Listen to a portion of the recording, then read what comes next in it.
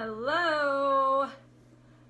I have been Facebook Living like mad lately, but I'm realizing that sometimes, we spend so much time kind of like surfing for information and reading and getting our news sources online, and sometimes the live interaction is just a really nice break from all the Googling and the surfing. So I wanted to discuss, and a back and forth discussion, please jump in anytime, but I wanted to talk about mindfulness and the internal dialogue we have in chronic illness and the role of mindfulness and how we approach being sick people, right? I've kind of talked about this before in, I guess, in a variety of ways. But one thing, so you've seen me say before, like, I won't be defined by the color ribbon of my afflictions and things like that. So, like, there's a color ribbon for everything. And so I was a Lyme patient. I am a Lyme patient, however you want to look at it. I have been a Lyme patient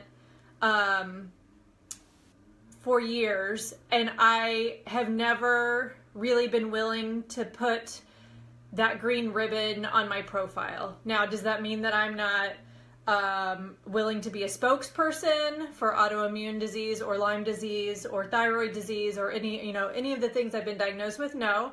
I'm happy to be a spokesperson. I'm happy to help people who are in need or looking for ways to navigate their illness. But I don't ever want to be defined by my illness. I don't care what it is. If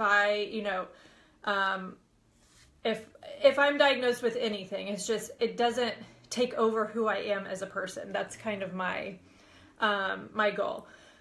But in terms of mindfulness, right? So like, what role does mindfulness and that internal dialogue play? And I want to tell you a story that happened last week, actually, that made a huge impact in helping me realize just how important that internal dialogue is, right? So I try to think positively. Like, we all know the drill. Like, you don't want to be caught up in the negativity of being sick. And it's hard being sick. And it's hard not knowing when you're going to be sick, or when you're going to have good days or bad days and how to ride those out. And it's complicated to be chronically ill because every day does not usually look the same, right? At least for me, it doesn't. I mean, I have ridden so many waves up and down. Anyway, without going into that. Last week, I had an opportunity to speak that was through the Jewish Book Council that Simone from Zinbelli and I did last year for the New Yiddish Kitchen.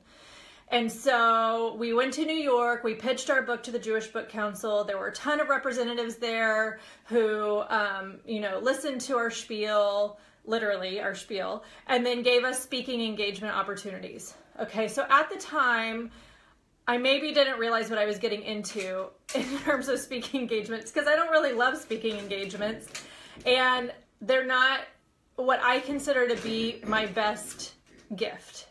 Some people, they get up in front of others and you think like, wow, you hang on every word. And I've never really seen myself like that. And I've never really enjoyed speaking. I was a ballet dancer. I liked performing at one point in my life, but public speaking is like, I don't know. It's not a passion. So one of the opportunities that came from the Jewish Book Council was speaking at a local authors event here in DC. And I was invited to be on a panel of 8 authors. And we spoke to an audience, and the title or the subject was Unexpected Journeys, which, how appropriate, right? Unexpected journeys, like, oh, let me tell you about unexpected journeys. Anyway, but here's the thing. Every time I've had a public engagement, whether it's a book signing, and I know some of you I've gotten to meet in person, or it's a TV appearance, or it's a launch party, whatever the case, every single time I've had a public engagement since even attending a party. I mean, this is truth, okay? Anytime I've had an event like that since becoming sick, which has been many years ago, I have dread. I mean, like at the pit of my stomach, I feel dread. I think like, oh my gosh, I'm going to have to put on the mask, right? Sick people know what I'm talking about. You have to put on the, yes, everything's great, and how are you, and it's so nice to meet you, and engage in conversations that aren't necessarily stimulating. Or in the back of your mind, you're thinking, how do I feel right now? Do I have pain? Do I have a migraine coming to set in? Should I take some anti-nausea meds before we go to this engagement, just in case, right? So I've always had this dread. I've always had this feeling of, am I going to be okay in this situation?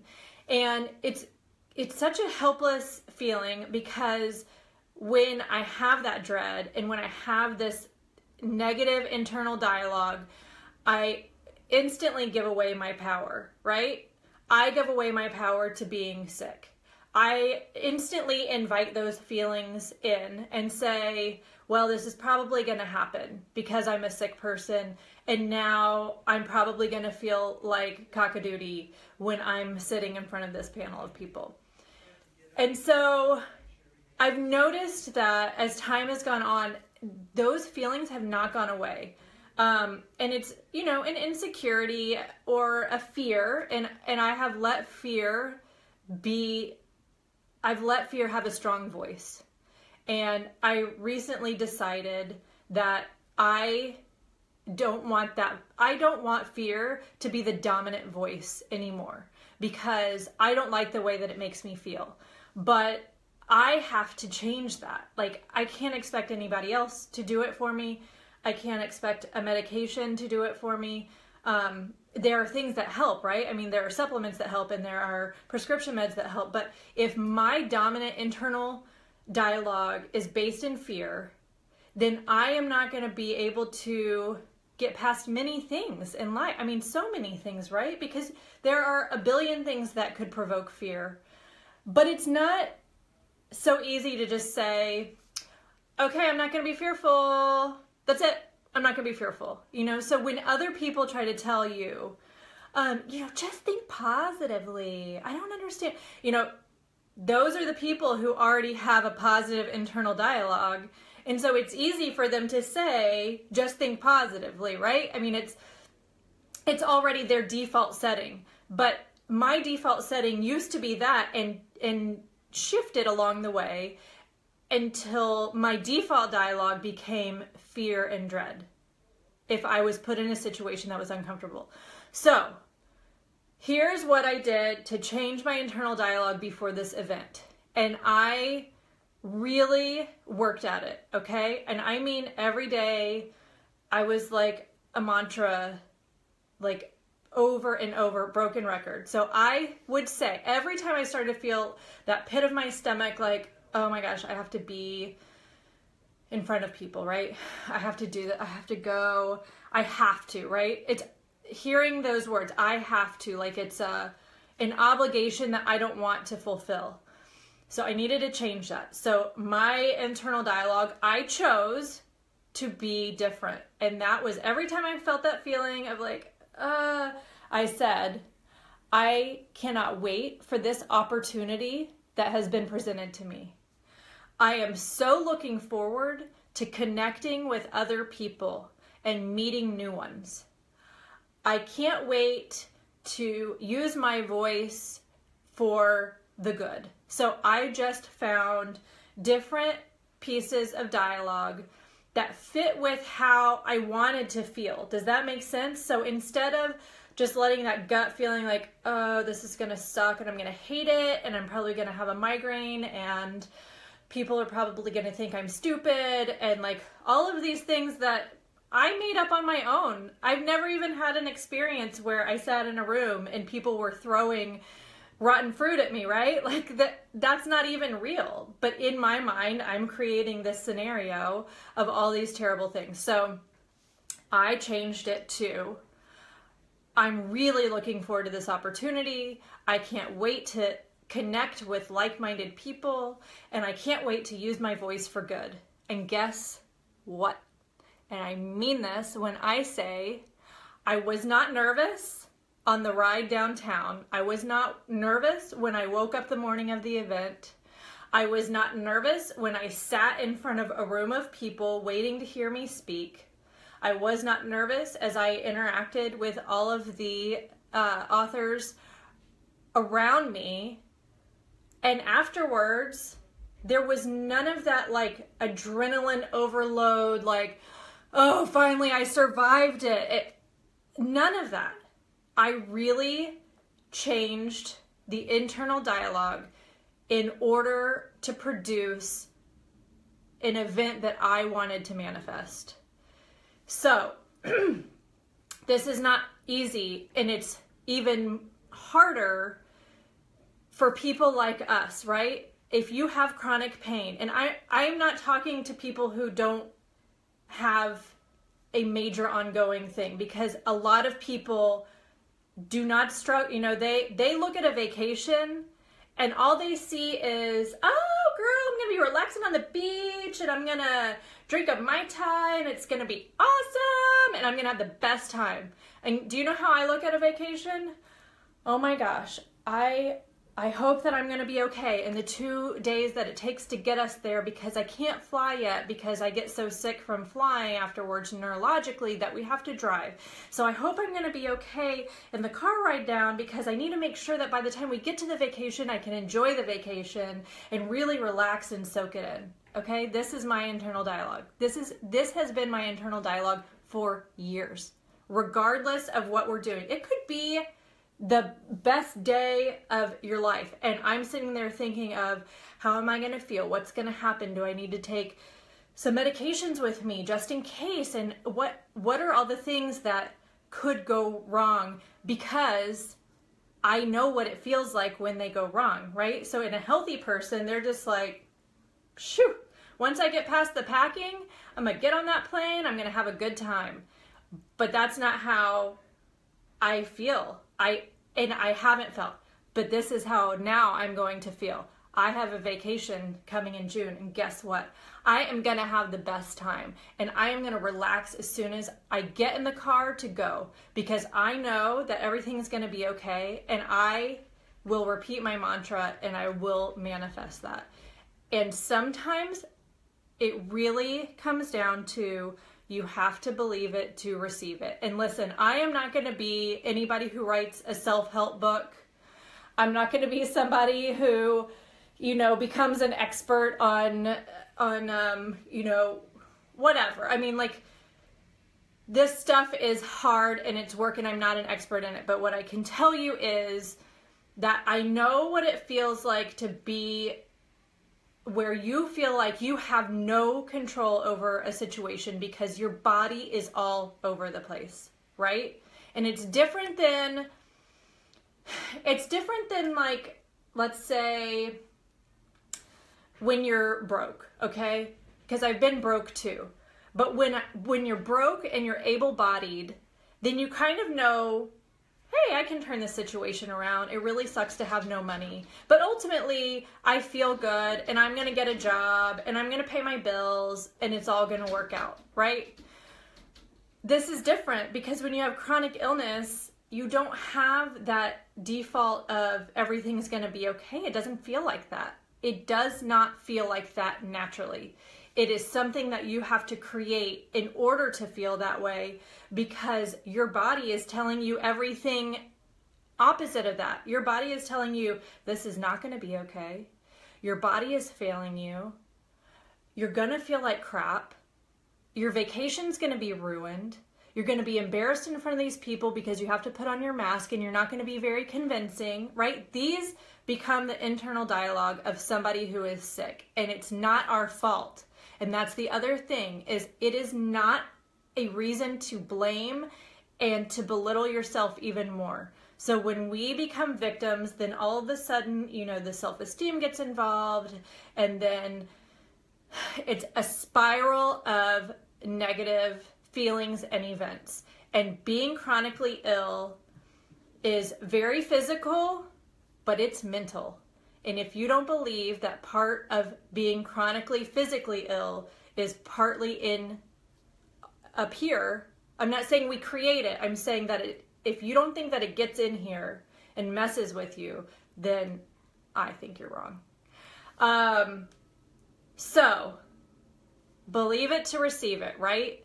As people who are diagnosed with a long string of diagnoses, of symptoms, of ER visits, of all these things that have gone wrong, it becomes our first job to change the dialogue, because the dialogue has become overwhelmingly negative, and we cannot heal. We cannot heal if the dialogue is negative. I don't care what you say. You cannot assume that if you have all these negative thoughts here, that your body wants to heal, right? Your body does want to heal, but we need help. And the help comes from what we are saying inside our minds and what we are telling our bodies. If you're telling your body that it's worthless and it's let you down and, all of these things, why would your body change from that? So I don't want to stay on here forever, but I want to encourage everybody who has a struggle to start with something very simple. And this is it. I put it on my vision board, which is over there. Can you see it? I can't let you focus on the vision board because there's a bad word on there and people might get offended. But the top 3 words that I put at the top of my vision board are healed, whole, complete.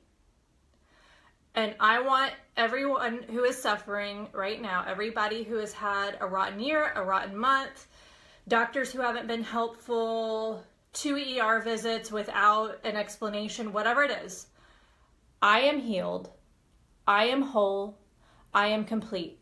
And take those 3 words away with you and start repeating them. And even if you feel like a crazy person, do it anyway. And say them over and over, because it's mind, it's body, it's spirit, right? It's all encompassing. I am healed, I am whole, I am complete. And see what those 3 words do for you, because in my experience, as I am continuing to learn how to change the internal dialogue, it is working in terms of changing the output. But you have to practice it and you have to be on top of it. So you can't say, I'm healed, I'm whole, I'm complete. Okay, fine, I'm not. I feel bad. I still have nausea. I still have joint pain, whatever. That's not how it works. You say it and believe it amidst all of those things. So I am healed, I am whole, I am complete. And that's it. And you don't leave question for suffering because you're squeezing that out of your life, right? So one last tidbit, which I found kind of interesting, and I showed my husband last night. A lot of you have seen the courage bracelet that I wear, the leather courage bracelet. And for a long time while sick, I would put on that courage bracelet every time I had to do something where I felt like I wasn't brave enough, or I'm not strong enough, or I'm not going to be able to get through this. And so I would put on my courage bracelet, and it was like a reminder that I could be tough, that I could channel, tap into an inner strength that maybe I wasn't aware of at the time. And so I've worn it for years. I mean, the leather's broken in, the stamping is kind of faded, and it still works, and it's still a favorite bracelet. But what's interesting is that before this last speaking event that I just mentioned, I did not wear it. And I didn't think to wear it. That's the weird part. So I didn't go to pick out my bracelet, my courage bracelet that I wear for everything. But I didn't miss it, and I didn't realize that I hadn't gotten it until yesterday. So it's been almost a week, and yesterday I was cleaning out, so this was really therapeutic. I was cleaning out supplements. My husband said, you know, you have a closet full of supplements that we've had since we moved into this house like 3+ years ago. And so I was like, yeah, you know, I'll get to them sometime, but I never know if I'm going to need them. Oops.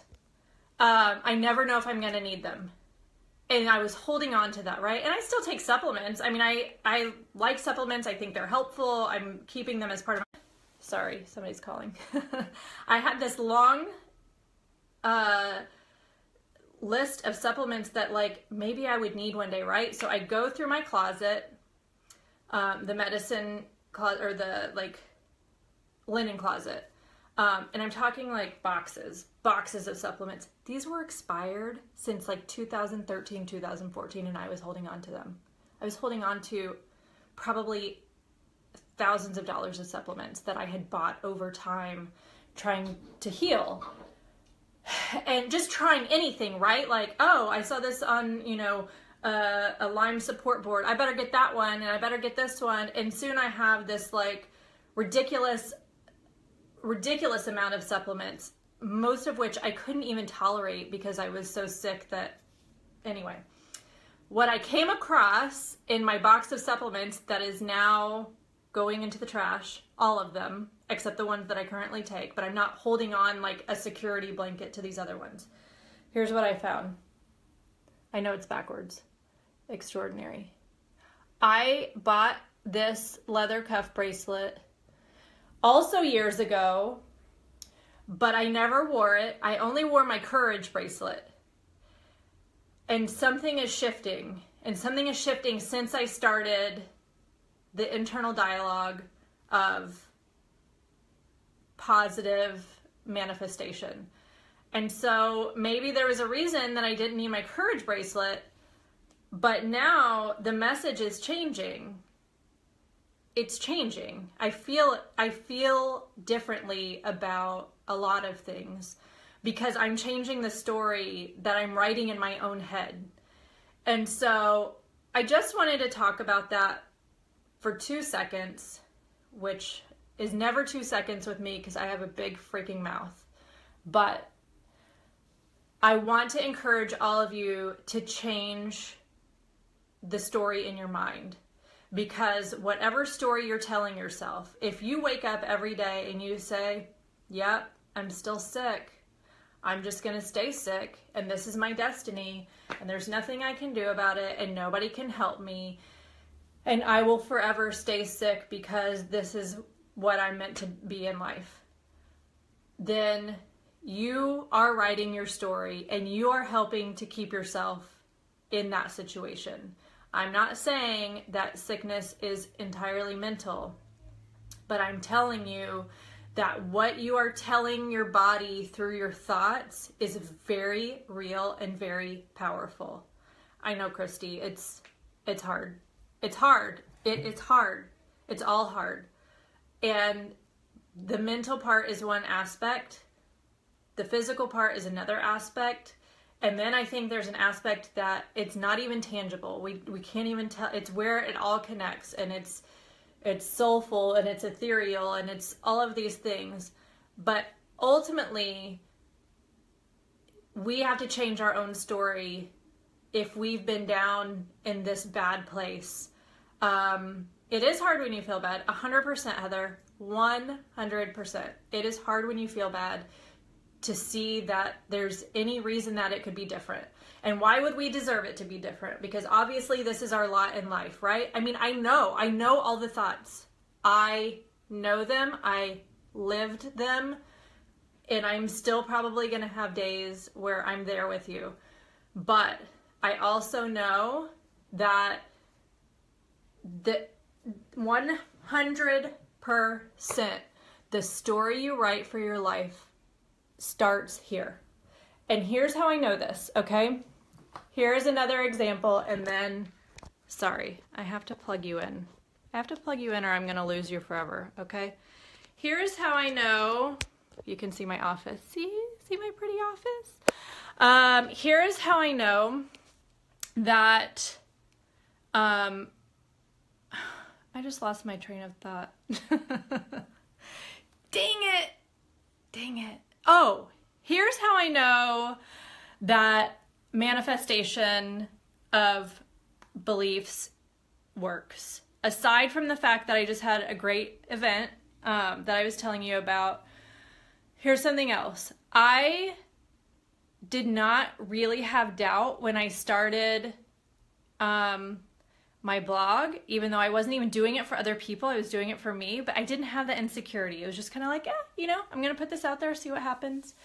And then I told my husband, you know what, I'm going to write a cookbook. And he chuckled at me. He was like, okay, yeah, you go ahead and do that. And he's like, what are you talking about? You crazy woman. Like, I know he is so supportive, but he must have been laughing up a storm because I had been blogging for like 2 months.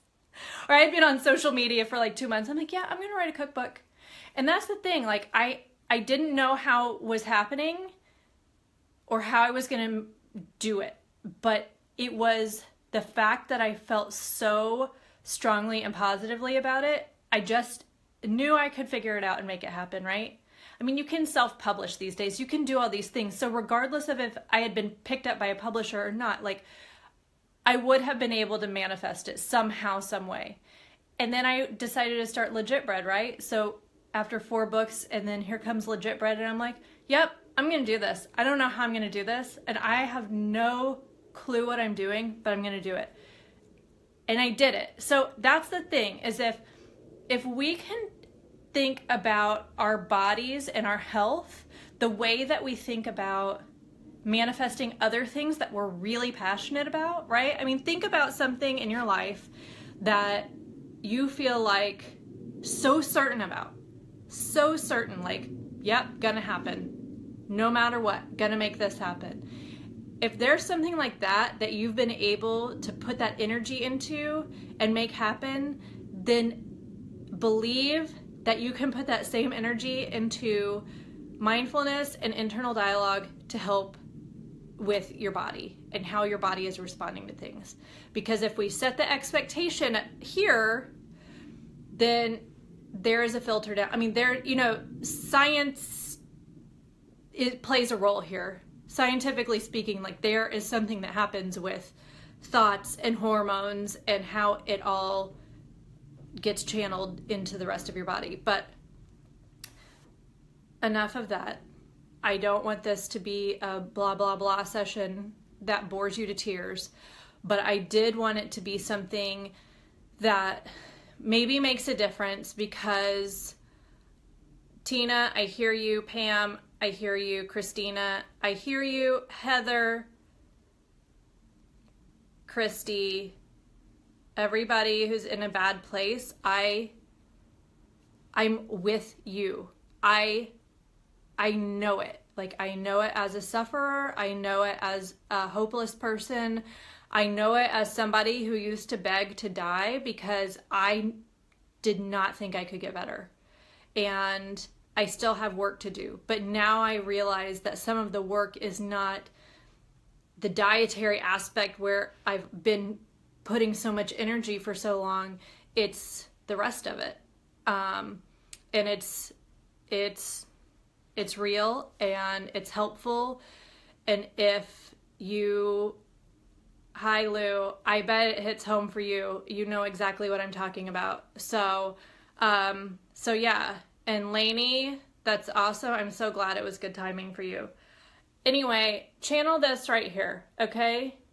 Not just finding courage, but being extraordinary, okay? Because you are, and your body wants to be whole, and you want to feel joy, and you want to experience all the things that that life is here to offer us, right? I mean, we all deserve it. We do.